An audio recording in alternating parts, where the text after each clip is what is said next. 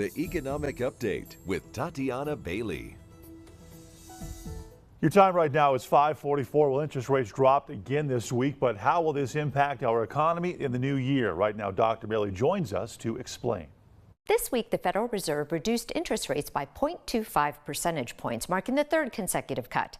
The move was largely expected, but what I find interesting are the revised Fed forecasts for the U.S. economy for 2025. The Fed expects stronger GDP growth, now revised up to 2.1% for the next year, which is slightly above trend growth for the U.S. They also expect slightly lower unemployment, with a rate hovering around 4%. But the linchpin, in my opinion, is that the Fed now forecasts inflation to be higher than its previous estimates. For the average American like you and me, this is not good news, but I can tell you it is in line with all the economic data that I am seeing. Because of higher levels of inflation, as of today, the expectation is that the Fed will only have 2 further rate cuts in 2025. Previously, the expectation was that there would be 3 rate cuts. This has implications for the average consumer who wants to buy anything that needs financing, including a house, a car, a home improvement, or a large appliance. And it has implications for businesses that invest in machinery, other expansions, or any new projects that require financing. The U.S. economy has been remarkably resilient, including a strong retail sales report this week showing that despite persistent inflation,